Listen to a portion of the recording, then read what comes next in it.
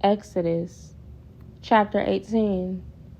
Moses' father-in-law Jethro, the priest of Midian, heard about everything God had done for Moses and his people, the Israelites. He heard especially about how the Lord had rescued them from Egypt.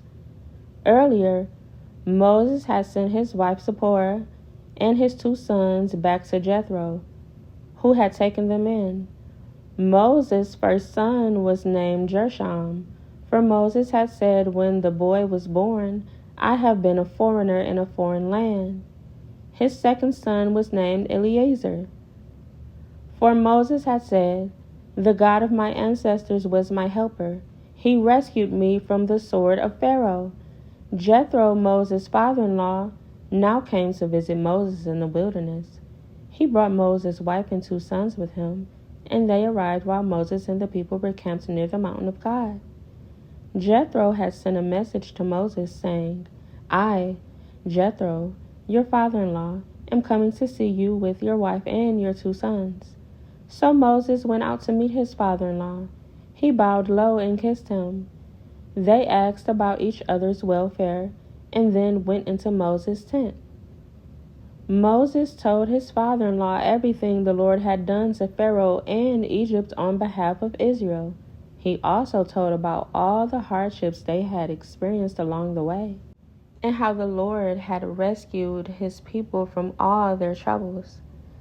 Jethro was delighted when he heard about all the good things the Lord had done for Israel as he rescued them from the hand of the Egyptians. "Praise the Lord," Jethro said, "for he has rescued you from the Egyptians and from Pharaoh. Yes, he has rescued Israel from the powerful hand of Egypt.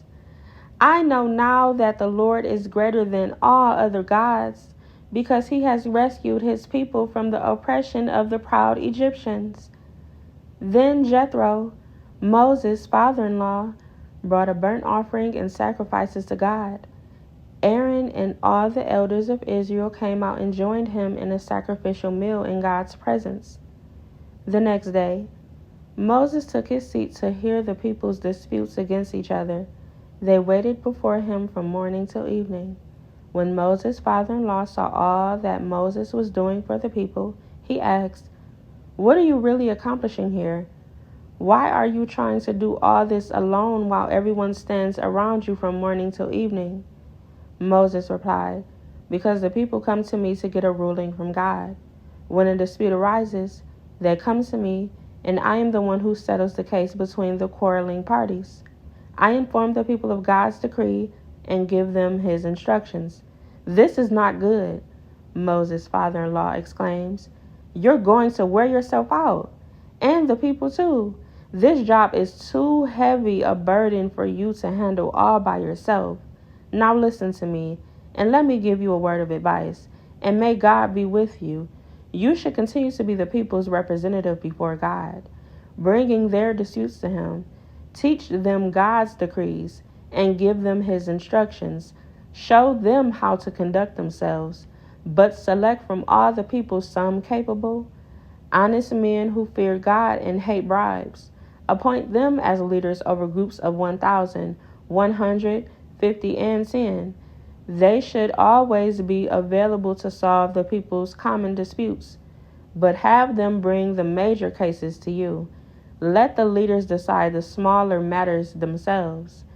They will help you carry the load, making the task easier for you. If you follow this advice, and if God commands you to do so, then you will be able to endure the pressures, and all these people will go home in peace." Moses listened to his father-in-law's advice and followed his suggestions. He chose capable men from all over Israel and appointed them as leaders over the people.